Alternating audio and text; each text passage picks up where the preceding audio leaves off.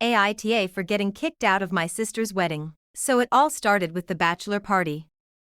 We got an Airbnb and went out to have a little fun, got something to eat, had a few drinks. I was sober, I had to drive. At the end of the night, we asked the groom if there was anything else he wanted to do before we turned in for the night. He of course said he wanted to go to a strip club.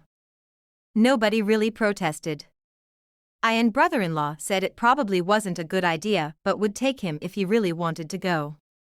Groom insists, so the best man finds a local establishment and I drive the group there.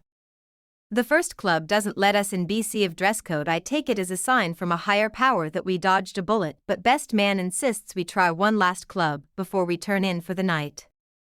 This one lets us in. We do what a bachelor parties does at strip club. About 30 minutes after we arrive, one of the guy's wives checks his location, sees where we are at and blows a gasket.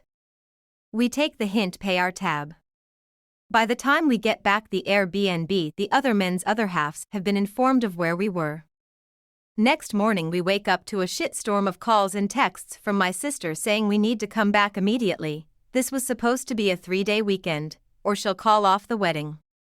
So of course we pack and discuss how to approach the coming ass reaming we are all about to receive. Myself and I'll tell groom that he should just tell her the truth. But the groom decides that he'll handle his future wife and to leave it to him. Cut to a few months later and groom has been feeling so guilty about not telling bride everything that he come clean and tells her everything, opening up a huge can of worms in the process.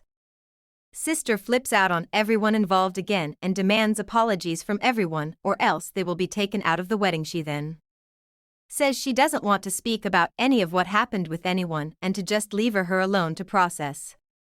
I call her bluff and say it wasn't my decision to go to a strip club. I only drove there and said I don't owe her anything. Groom is a man that can take responsibility for his own decisions.